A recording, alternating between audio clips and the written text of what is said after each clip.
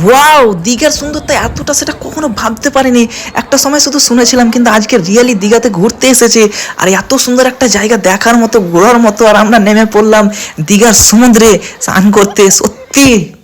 So হ্যাঁ, good morning, কেমন আছে সবাই? আজকে আমাদের সেকেন্ড ডে। এর আগের ব্লগে দেখেছো আমরা চলে এসেছি দীঘা এবং হোটেলে এখন তারপরের দিন মানে দ্বিতীয় দিন। আর আমরা রেডি হয়ে এখন বেরিয়ে পড়লাম দীঘায় ঘুরতে যাব বলে। ঘুরতে মানে এখান থেকে একটুকুন। আমরা দীঘার পাশে নিয়েছিলাম হোটেল, আর এই হোটেলের রুমে আমাদের সাথে আছে কাকা আমাদুল্লাহ, মোশাররফ, আরও একজন আছে। আর কাকা কি হ্যান্ডসাম লাগছে, সত্যি দেখার মতো। তো চলো আজকে আমরা যাচ্ছি দীঘাতে স্নান করতে, আর দীঘার যে সুন্দরতার দৃশ্য তা দেখবো। সর্বপ্রথম আগে হোটেলে আমরা খাওয়া দাওয়া করব। যে হোটেলে আমরা ছিলাম সেই হোটেলে খাওয়া দাওয়ার ব্যবস্থা আছে, কিন্তু এর চার্জ আলাদাভাবে। তো চলো সর্বপ্রথম আমাদের খাওয়া দাওয়া শেষ হয়ে গেছে কমপ্লিট, এবং আমরা হাঁটতে লাগলাম এখান থেকে মাত্র 1 থেকে 2 মিনিট। ওই যে সামনে বড় একটা বিল্ডিং দেখা যাচ্ছে, সেই বিল্ডিং এর পিছনে আমাদের দেখার মতো জায়গা, ঘোরার মতো জায়গা, দীঘা সমুদ্র সৌন্দর্যতা। সত্যি আমি খুব একটা সময় ভাবতাম বা স্বপ্ন দেখতাম যে দীঘায় ঘুরতে যাবো, আর আজকে রিয়েলি আমি কি বলবো, এত এক্সাইটেড, এত খুশি। আর দীঘার মানে সমুদ্রের পাশে এরকম অনেক বাজার দেখতে পাবে, যেখানে সস্তা সস্তা অনেক রকম জিনিস পাওয়া যায়।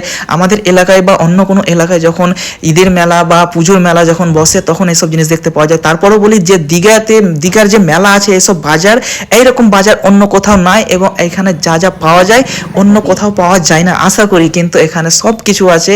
দীঘা সমুদ্র নামার আগে এইরকম পাশে দেখতে পাবে অনেক রকম বাজার আছে, এখানে অনেক কিছু পাওয়া যায়। এখানে একটা ফ্রুটসের দোকান, যা ফ্রুটস যত রকম পাওয়া যায় সেখানে পাওয়া যাবে। আর এখানে অনেক রকম জিনিস, যা শেষ নয়। আর সত্যি কি বলবো, এত ভালো লাগছে এখানে এসে আমাদের। বাকি তোমরা ব্লগে দেখতে থাকো, আর যদি ভালো লাগে তাহলে লাইক করবে, শেয়ার করবে, আর আমার পেজটা যদি এখনো ফলো না করো তো ফলো করে দাও। বাকি শেষ অবধি ব্লগটা দেখতে থাকো, বেশিক্ষণ না, একটুকুন ব্লগ। বাকি এই যে সমুদ্রের যে একটা সুন্দরতা তোমরা যদি দেখে থাকো বা গিয়ে থাকো, তাহলে আমাকে কমেন্ট করে জানাও কে কখন গেছিলে, আর কেউ যদি যেতে চাও সেটাও কমেন্ট করে জানাও। এবং এর পরবর্তী ব্লগে আমি দেখাবো আরও দেখার মতো জায়গা।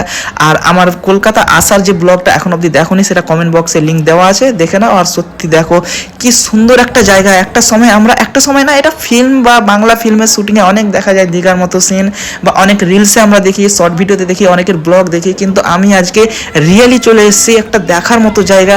তো চলো আর কথা না বাড়িয়ে আমরা নেমে পড়ি সমুদ্রেতে। আমার এই প্রথম লাইফে যে দীঘার সমুদ্রেতে গোসল করা বা স্নান করার একটা মানে কি বলবো, সত্যি আমি আজকে এত খুশি, এত খুশি।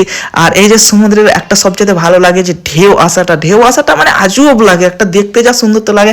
আর এখানে এখন এই জানুয়ারি মাসে প্রায় অনেক জায়গায় ঠান্ডা এত বাড়ে, এত শীত, যা বলার মতো না। কিন্তু কলকাতায় সেরকম কিছুই শীত না। যদি সেরকম শীত থাকতো তাহলে তো আমরা সমুদ্রেতে নামতে পারতাম।